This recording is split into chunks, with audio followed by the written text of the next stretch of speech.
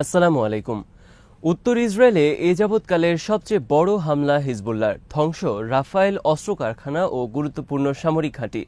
লোহিত সাগরে হুথি আর্মির ড্রোন হামলা গ্রিসের জাহাজে। ইসরায়েলের বিরুদ্ধে যৌথ অপারেশন হুথি ও ইরাকি মিলিশিয়া বাহিনীর। গাজায় বুধবারও তীব্র যুদ্ধ ইসরায়েল আর্মির বিরুদ্ধে।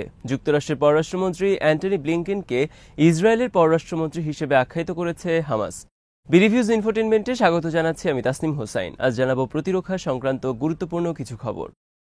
উত্তর ইসরায়েলে বুধবার এ যাবৎকালের সবচেয়ে ভয়াবহ রকেট হামলা চালিয়েছে লেবাননের হিজবুল্লাহ।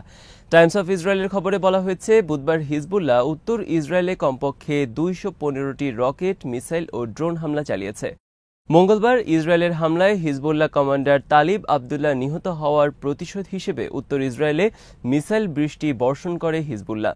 7 অক্টোবর যুদ্ধ শুরু হওয়ার পর একদিনে হিজবুল্লাহ উত্তর ইসরায়েলে এখনো পর্যন্ত এত বড় অপারেশন চালায়নি। হিজবুল্লাহর হামলায় উত্তর ইসরায়েলে ধ্বংস হয়েছে রাফায়েলের একটি আয়রন ডোম মিসাইল নির্মাণ কারখানা, অস্ত্র গুদাম এবং গুরুত্বপূর্ণ কয়েকটি সামরিক ঘাঁটি ও সামরিক স্থাপনা। টাইমস অফ ইসরায়েলের খবরে বলা হয়েছে, বুধবার হিজবুল্লাহ উত্তর ইসরায়েলে হামলা চালিয়েছে তাবরিয়াস, সাফেদ এবং রোশ পিনা সহ বিভিন্ন নতুন বসতি এলাকায়। বুধবারের হামলার ফলে কয়েক হাজার ইহুদি সেটলার নতুন করে ত্যাগ করেছে বাড়িঘর। ইসরায়েলের চ্যানেল 14 সহ বিভিন্ন গণমাধ্যমের খবরে বলা হয়েছে, বুধবার সকাল থেকে হিজবুল্লাহ উত্তর ইসরায়েলে ব্যাপক ভিত্তিক হামলা চালিয়েছে এবং প্রতিটি হামলা সরাসরি আঘাত করেছে লক্ষ্যবস্তুতে। ইসরায়েলের হামলায় নিহত হিজবুল্লাহ কমান্ডার তালেব আবদুল্লাহর জানাজায় হিজবুল্লাহর নেতৃবৃন্দ অঙ্গীকার করেছেন ইসরায়েলের বিরুদ্ধে হামলা আরও জোরদার করার। হিজবুল্লাহর এই নতুন ঘোষণায় নতুন করে অস্থিরতা ছড়িয়ে পড়েছে গোটা উত্তর ইসরায়েলে। হিজবুল্লাহ তীব্র হামলা চালিয়েছে ইসরায়েলের কৌশলগত সামরিক ঘাঁটি মেরনে। কয়েক ডজন রকেট এবং মর্টার শেল হামলায় এখানে ধ্বংস হয়েছে এয়ার সার্ভেলেন্স ইউনিট এবং এয়ার কন্ট্রোল অপারেশনাল সেন্টার সহ গুরুত্বপূর্ণ আরও কয়েকটি স্থাপনা। হিজবুল্লাহর বিবৃতিতে বলা হয়েছে, জেরিতেও ইসরায়েলি সামরিক ঘাঁটিতে কয়েক দফা সরাসরি হামলা চালিয়েছে আর্টিলারি শেলের মাধ্যমে।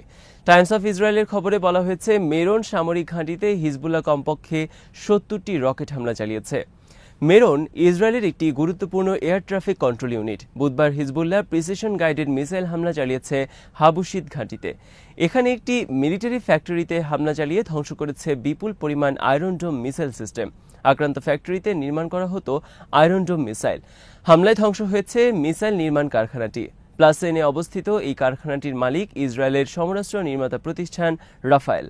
আয়রন ডোম নির্মাণ কারখানা ছাড়াও প্লাসেনের আরও কয়েকটি এলাকায় রকেট হামলা চালিয়েছে হিজবুল্লাহ। আরেকটি অপারেশনে ইসরায়েলের নর্দার্ন কর্পস সদর দফতর এন জেতিমে কাতিউশা মিসাইল হামলা চালিয়েছে হিজবুল্লাহ। এছাড়া হামলা চালিয়েছে গ্যালিলি ডিভিশনের নর্দার্ন রিজার্ভ সদর দফতর এবং একটি অস্ত্র গুদামে। ইসরায়েলের গণমাধ্যমের খবরে বলা হয়েছে, আপার গ্যালিলি, আমিয়াদ, এন জেতিম, বেত জেনিন সহ বিভিন্ন এলাকায় হিজবুল্লাহর হামলায় ব্যাপক অগ্নিকাণ্ডের সৃষ্টি হয়। অগ্নিকাণ্ড নিয়ন্ত্রণে বুধবার দিনভর নিয়োজিত ছিল ইসরায়েলের 25টি ফায়ার সার্ভিস ইউনিট এবং 8টি বিমান। হিজবুল্লাহর হামলা প্রতিরোধে ইসরায়েল আর্মির ব্যর্থতার সমালোচনা করেছে ইসরায়েলের বিভিন্ন গণমাধ্যম। কাসাম ব্রিগেড সহ ফিলিস্তিনের বিভিন্ন সশস্ত্র গ্রুপ বুধবার বিভিন্ন এলাকায় তীব্র যুদ্ধ চালিয়েছে ইসরায়েল আর্মির বিরুদ্ধে। গাজার আল জায়তুনে বুধবার নতুন করে বড় ধরনের সংঘর্ষের ঘটনা ঘটে দুই পক্ষের মধ্যে। আল সাবুরা সেকশনে কাসাম ব্রিগেড কয়েক দফা হামলা চালায় ইসরায়েলি একটি সেনা অবস্থান লক্ষ্য করে। দুটি মার্কাভা ট্যাঙ্ক নিয়ে একদল ইসরায়েলি সেনা অবস্থান করছিল সাবুরা সেকশনে। হামলায় দুটি ট্যাঙ্কই ধ্বংস এবং নিহত হয়েছে বেশ কয়েকজন ইসরায়েলি সেনা। নেজারি মক্ষেও কাসাম ব্রিগেড আর্টিলারি শেলের মাধ্যমে হামলা চালিয়েছে ইসরায়েল আর্মির অবস্থান লক্ষ্য করে। কাসাম ব্রিগেডের পক্ষ থেকে বলা হয়েছে, বুধবার বিভিন্ন এলাকায় তারা ঠেকিয়ে দিতে সক্ষম হয়েছে ইসরায়েলের অগ্রযাত্রা। রাফার পূর্বে সুফা সামরিক কেন্দ্রে রকেট হামলা চালিয়েছে আল আকসা মার্টার ব্রিগেড। গাজার পূর্বে নাহিল ওজ মিলিটারি সাইটে হামলা চালিয়েছে ইসলামিক জিহাদ গ্রুপের আল কুদস ব্রিগেড। এছাড়া রাফার আল সালাম মসজিদ এলাকাতেও ইসরায়েল সেনা অবস্থান লক্ষ্য করে মর্টার হামলা চালিয়েছে আল কুদসের মর্টার ইউনিট। আল জায়তুন এলাকায় আগে থেকে পুঁতে রাখা বোমার স্থলে একদল ইসরায়েলি সেনা পৌঁছালে দূর থেকে বিস্ফোরণ ঘটায় আল কুদস ব্রিগেড। এতে ঘটনাস্থলে নিহত হয়েছেন কয়েকজন ইসরায়েলি সেনা। লোহিত সাগরে বুধবার বিভিন্ন জাহাজ লক্ষ্য করে ত্রিমুখী হামলা চালিয়েছে ইয়েমেনের হুথি আর্মি আনসারুল্লাহ।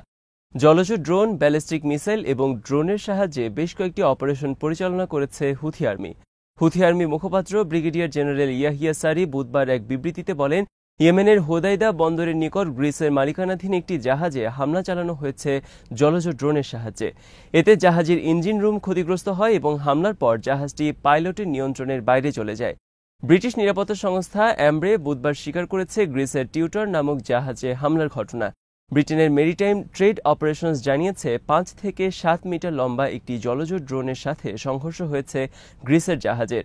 হামলার ফলে এই জাহাজের মধ্যে পানি প্রবেশের ঘটনা ঘটে। ইয়াহিয়া সারি বলেন, বুধবার তারা ইসরায়েলের বিরুদ্ধে 2টি যৌথ অভিযান চালিয়েছে ইরাকের বিদ্রোহীদের সাথে। ইসরায়েলের দখলে থাকা ইসদুদ এবং হাইফ অঞ্চলে ব্যালিস্টিক মিসাইল এবং ড্রোন হামলার মাধ্যমে চালানো হয়েছে এই যৌথ অপারেশন। যুক্তরাষ্ট্রের পররাষ্ট্রমন্ত্রী অ্যান্টনি ব্লিংকেনকে ইসরায়েলের পররাষ্ট্রমন্ত্রী হিসেবে আখ্যা দিয়েছে হামাস। হামাসের পক্ষ থেকে বলা হয়েছে, যুদ্ধবিরতির প্রস্তাব নিয়ে তার আচরণে মধ্যস্থতাকারীর কোনো ভূমিকা নেই, বরং তিনি চরম পক্ষপাতদুষ্ট। তার কথায় পরিষ্কার, তিনি যুক্তরাষ্ট্রের নয় বরং ইসরায়েলের পররাষ্ট্রমন্ত্রীর ভূমিকা পালন করছেন। তিনি একজন ইসরায়েলের বড় মাপের দালাল। যুক্তরাষ্ট্রের অন্যতম ব্যর্থ পররাষ্ট্রমন্ত্রী অ্যান্টনি ব্লিংকেন বুধবার কাতারে বলেছেন, হামাসের নতুন কিছু প্রস্তাব গ্রহণযোগ্য নয়। যুক্তরাষ্ট্রের দেয়া যুদ্ধবিরতি প্রস্তাবে হামাস যেসব পরিবর্তন এনেছে তার ফলে গাজায় ইসরায়েলের যুদ্ধ চলতে থাকবে। ব্লিংকেনের এই ধরনের বক্তব্যের সমালোচনা চলছে কূটনৈতিক অঙ্গনে। গাজায় যুদ্ধবিরতি কার্যকরের লক্ষ্যে যুক্তরাষ্ট্রের অযোগ্য এই পররাষ্ট্রমন্ত্রী বর্তমানে 8ম দফা মধ্যপ্রাচ্য সফর করছেন। কাতারের প্রধানমন্ত্রী ও পররাষ্ট্রমন্ত্রী আব্দুল রহমান আল থানির সাথে বৈঠক শেষে গণমাধ্যমের কাছে যা বলেছেন তাতে পরিষ্কার, তার 8ম সফরও ব্যর্থ হতে যাচ্ছে। বিশ্লেষকদের মতে, কাতার সফরের আগে অ্যান্টনি ব্লিংকেন ইসরায়েল সফর করেছেন এবং ইসরায়েল তাকে যে সিদ্ধান্ত দিয়েছে তার বাইরে যাবার ক্ষমতা নেই ইসরায়েলের দালাল অ্যান্টনি ব্লিংকেনের। যুদ্ধবিরতি প্রস্তাব নিয়ে বুধবার কাতারের নেতিবাচক মন্তব্য করার পর হামাস কর্মকর্তা ওসামা হামাদান ও তাহের আল নুনু বলেছেন, অ্যান্টনি ব্লিংকেনের কথাবার্তায় পরিষ্কার যে তিনি যুক্তরাষ্ট্রের নয় ইসরায়েলের পররাষ্ট্রমন্ত্রী।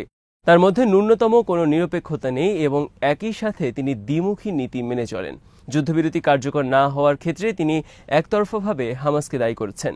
অথচ এর আগে গত 6 মে মিশর ও কাতারের দেয়া যুদ্ধবিরতি প্রস্তাব মেনে নিয়েছিল হামাস, কিন্তু ইসরায়েলের কারণে সেবার যুদ্ধবিরতি প্রস্তাব বাস্তবায়িত হয়নি। কিন্তু তারা তখন ইসরায়েলের বিরুদ্ধে কোনো চাপ সৃষ্টি করেনি যুদ্ধবিরতি কার্যকরের লক্ষ্যে। আজ এখানেই শেষ করছি। প্রতিরক্ষা, সমরাস্ত্র এবং কূটনীতির নানা তথ্য জানতে চোখ রাখুন বিডিভিউজ ইনফোটেইনমেন্টে। চ্যানেলটি ভালো লাগলে সাবস্ক্রাইব করুন। সংযুক্ত থাকুন আমাদের ফেসবুক পেজে। আল্লাহ হাফেজ।